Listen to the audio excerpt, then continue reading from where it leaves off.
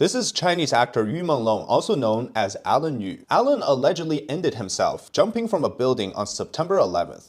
Days later, we now know that this wasn't a simple case of self-inflicted, but rather something more sinister, perhaps multiple people involved. He was ended by others after a series of torment, gang form of you-know-what, and silence for knowing about a money laundering scheme within the entertainment circle. Chinese internet has exploded with discussions and public opinion outcries over what possibly could be the darkest event of Chinese entertainment. And so we're here to get to the facts of it. The latest update is that all topics around Alan's death has been scrubbed. Only a few official topics are still up on Weibo, which is the premier Chinese social media. And many users reported that they got banned for talking about this topic. On September 10th, around 8 p.m. in the evening, Alan and others in the entertainment industry, they were in an apartment complex in Beijing. This quote-unquote party resulted in Yu's departure from life. The original version that first got attention on social media came from a Weibo account named Detective Yan, who stated that Alan had dinner with friends. Drinks were flowing. Around 2 a.m. though, he locked himself inside a bedroom. And around 6 a.m. when the party was finished and his friends noticed that he was missing, a body had been found on the ground below the building. Allegedly, he had 2 Rolexes in his pockets from his friends and that the mesh of his window had been poked open. So at this point, when this just first happened, we had no idea, no information about where this took place or what floors this happened at or where in the country this was in, who was involved, who took part of this in this party. And soon we learned from that the first name and location popped up belonged to a man named Li Ming, whose pen name is Jing Guangguang. Now, for clarity's sake, we'll just call him G, and he is a TV scriptwriter. The location of this party was in the Chaoyang district of Beijing, one of the most affluent areas in Beijing, home to embassies, businesses, and luxury shops. The party was hosted by G and featured many prominent figures in the entertainment industry in China, including Alan himself. The party allegedly happened on the 5th floor of the building. From the photos circulating online, you can see that the mesh frame of the window is like this, which either you have to cut that mesh open or somehow get it to be popped off from the window, which are usually stabilized in a way that you can't really do that. There is no way that he, in the conditions of being super drunk, would be able to do that himself and just fall off from the window. So this eliminates Alan's so-called intoxicated self-falling scenario, which leads us to believe that other things were involved, such as perhaps maybe Alan was depressed and he was looking for a way out. But this also was contradicted by that there is no accounts from friends and families and colleagues of Alan that he ever was depressed or was looking for a way out. So, of course, this led to the possibility or speculation that this was caused or done by some other people who were at the party, perhaps one or perhaps many involved in the crime. Now, if you look at the post time, the post from Detective Yan, this Weibo user, was about 7 hours ahead of the official announcement that came from the studio of Alan, which is essentially like the fan page or official page of the celebrity. So they were 7 hours ahead of the official announcement, which means that they obtained this news or this shocking piece of information somehow through a channel that had known about this prior to their official page. So people started to speculate about the possibility of this being a murder. And so in response, on the official studio page of Alan, a message was posted allegedly from Alan's mother. And the mother was saying how let's all respect Alan's final wishes, let's be respectful, not speculate, and that the police had published a report ruled basically this as not of a case of murder, but rather this was an accident of intoxicated behaviors and so on. And then when this went public, it immediately drew more scrutiny over what exactly was said here. Now, there are some issues with this post. First of all, the police hasn't publicly made any investigative reports on this case yet, and so somehow the mother of Alan had already come out and basically told everyone to just respect what the police report was saying. But yet we have no official public police report. And the second point is that these, for context by the way, these so-called studio accounts or work studio accounts of certain celebrities, they're basically managed by their talent agency or by their agent in a way to serve as the official page for that celebrity. But for the case of Alan, both of his studios, his talent sort of PR side of things had been canceled and dissolved prior to his death. And so basically there was no one or a team that was actually working for him. And then makes you wonder, where did this announcement come from? Who was running Alan's page at the time of this incident? And so that obviously drew a lot of scrutiny as well. And in the end, everyone's kind of confused about the situation because you now have people pretending possibly to be the mother of Alan, telling you to stop looking around. And if you followed the China news side of things for a while, you know that when people tell you to stop looking around, that means something really fishy is going on. And if you really think about it, if these people were trying, or they were on Alan's side and were trying to find out about the truth, wouldn't they support or at least come out, if anybody at the party were really trying to be on Alan's side, that they would come out and publicly say that, yes, I was there and, something happened. And the opposite is true. His fan base has been silent. The people involved have been silent. People that were asked whether or not they were at the party have come out publicly to refute the claim that they were at the party. Some people outright said that they simply weren't in the city at the time. In every single way possible, people were denying the involvement with Alan's passing. Here's where the first point that makes it really interesting, and people have been talking about this, is how a social media account, Detective Yan, was able to get this information about 7 hours prior to the official announcement.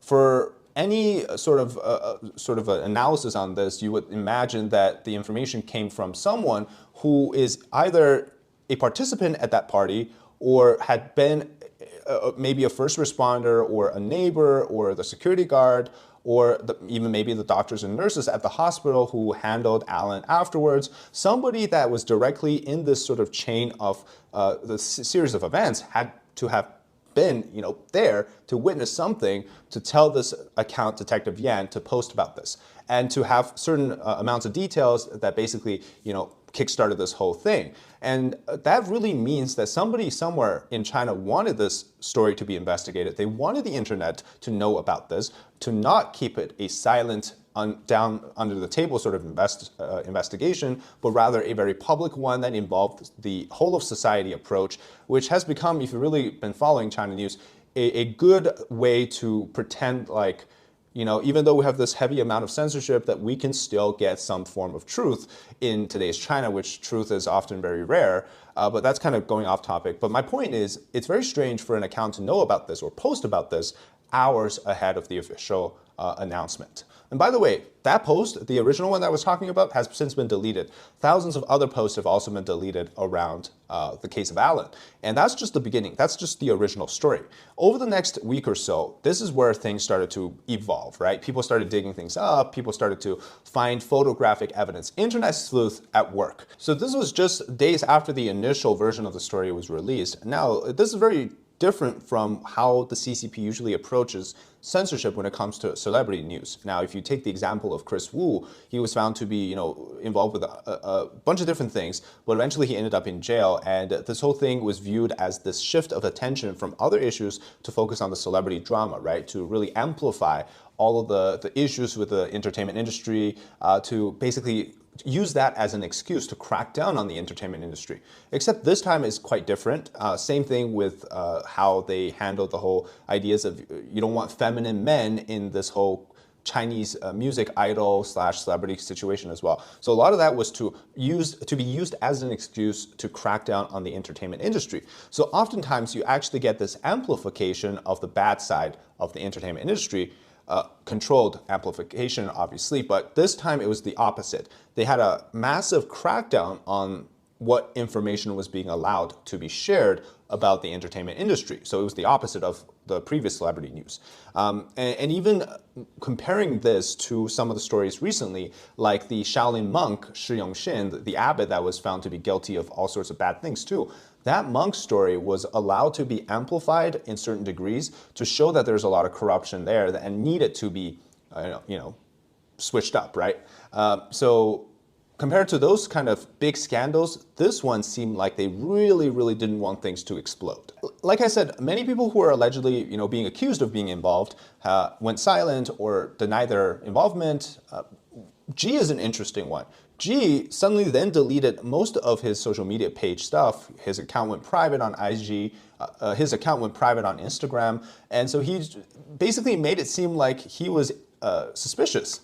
And why would you have to delete anything if you're innocent, right? Maybe his company thought, oh yeah, it's a good chance to, you don't want to get any involvement or be tied to this, but just deleting it on the spot make you seem more suspicious. Over the next week or so, the story has evolved into from the apparent accident to a very deliberate case of others offing this guy. One of the first reasons is his rejection or his fighting against the hashtag #MeToo movement, or in Chinese it's called the hidden rule of the entertainment industry. I've done a video on this specifically for the female celebrities in China, what they have to go through, but I didn't touch on the male side because this particular case with Alan, it was a guy who was very fond of Alan's looks and appearance and wanted to spend the night with him. And so one of the first scenario, again, this is not facts, right? This is what the information is out there is telling us, is that Alan in this party was basically lured into the party, got him drunk, and somebody wanted to grape him. And after he woke up, he was angry, he wanted to call the police. He didn't want this to be silent.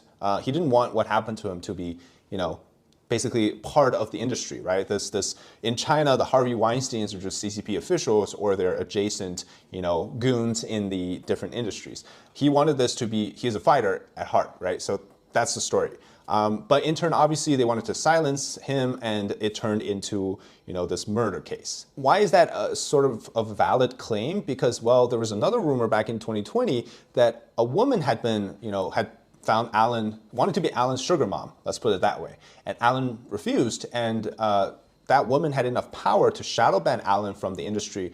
No appearances in films and TV dramas for 3 years, actually 5 now, this is 2025. And just so now Alan was ready to step back into the screen, that this whole thing happened. I mentioned there's a man and Alan, the name that came up, his name is Qi Xin, and let's just call him Q. And so Q is a film producer who allegedly had ties to, someone claims he's the bastard child of a top CCP official named Cai Qi. Others claims that he's a distant relative of Xi Jinping.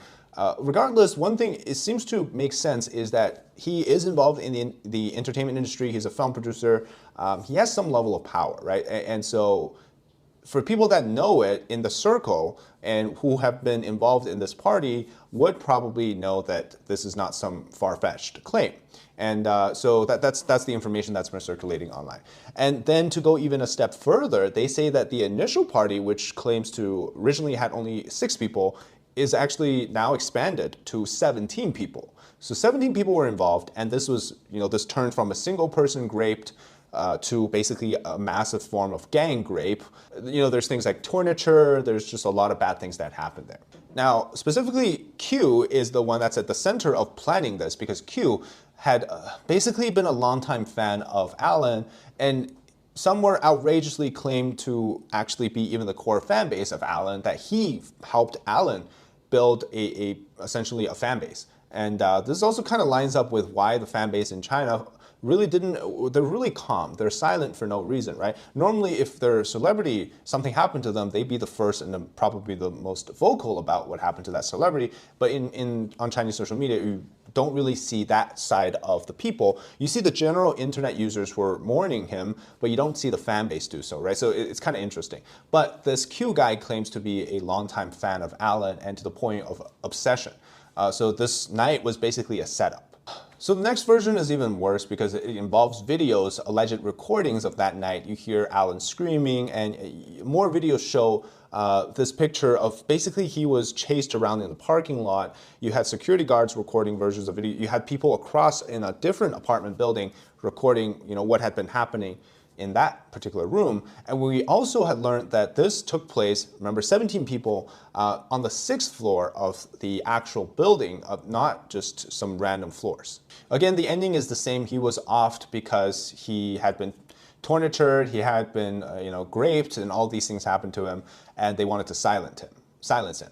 The more recent version involved him being on the ground twice. The first time was an accident because they had threatened him. What did they threaten him for? Well, he allegedly had a USB stick collecting information on money laundering of this group involving Q and G and other people. And so they wanted to get that USB stick from him, but he swallowed it into his stomach. And so they were trying to get him to puke it out, but he wouldn't do it. And then that's when they accidentally slipped, and that was the first time. And then he was dragged to the hospital, where then you have pictures of the second time he fell. He had a different type of clothes, different, there was like white bandages around his stomach and all of these things. Again, there's no way to prove if any of this is real. This is just where the story is going.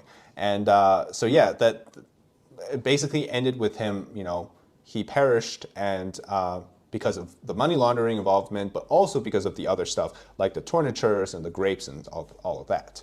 Now, money laundering isn't something new to the CCP. A lot of celebrities have been involved in it. I talked about that in the video about the female celebrities as well. It's not something that's uncommon. So this is not, again, none of these outrageously looking or seemingly outrageous claims are actually that far-fetched, because this is it's sort of the hidden part of the Chinese entertainment circle. So here is my actual analysis. This was not a simple case of him offing himself. This is clearly a cover-up, and the people involved, they're not speaking. The people who know about it, they're not allowed to speak. People have been threatened. People are silent about the situation because they know that it involves too many people. And for this typical case, clearly there's a tie to the CCP, and if you are familiar with anything that happens in China, it's always political. Somebody powerful has always been involved. If I have time, I'll tell you more about this in later episodes, but I'll just quickly tell one case. The son of Lin Jihua, who is a former CCP official, his son was involved in this massive crash in Beijing with a sports car, and 2 girls were inside, and basically it ended up turning from his son's problems into a political problem for his dad. And then the dad, eventually it led to the downfall of Zhou Yongkang, who was a former CCP official who tried to start a coup back in the days. But if you want to know about that story, I'll specifically talk about it in another episode. So let me know your thoughts in the comments. Let me know if you want to see that. But currently, we don't have any public police reports on the investigation yet. This might come out in the following days. But I think so far, based on the reaction of the censorship, it's likely going to be that this was an accident sort of storyline, okay? They're not going to stray any further from that. And the very fact that I kind of briefly talked about this already, but the censorship didn't immediately shift the attention to the problems of the entertainment industry means that this was not a motivated move by the political class to crack down on the entertainment industry through his death. But in fact, that this was an untimely situation that involved some people. Now, clearly you can say that this was some CCP person wanted to off this guy just for the sake of doing that. That's not how, what I'm trying to say. But I am saying that once this happened, the attention shifting should have happened right away, but it didn't. In fact, it got worse in terms of the censorship. Now, see, another point that's real is that these officials, they use the men and women in the industry, in the circle, as play toys, and obviously this is nothing new. Those that know Hollywood well would know that this is basically the same thing, except it's just those producers are really more like the officials. Out of the ordinary to assume that a certain dude or certain girl will be interested in Alan's because of his looks. I mean, he's a male star, right? And through, getting with them, they can reach a new height in the industry, they can become popular, they can rise to new heights, and all of those things. That's just the stuff we already know. So I think moral of the story is that the tragic end of Alan has basically spelled out the dark side of Chinese entertainment, which unfortunately is political. It's just we don't know who is really involved. But no matter what, he was awfully treated. I can only say this, it's the most unfortunate thing to happen to someone. And I just wish that, there's better outcomes than this, but that's the reality in China. It's just many things are very brutal at its core, and this is just one of them. You could say that it's the characteristics of entertainment blended with the uniqueness of the flavors of the CCP to give us this thing that we're way too familiar with in Hollywood. All right, thank you so much for watching this episode. Hope you enjoy the content. Again, let me know your thoughts in the comments, what you think happened to him. And yeah, subscribe to the channel if you haven't already, and like this video as well so that it can reach more people. And thanks again for watching. We'll see you next time.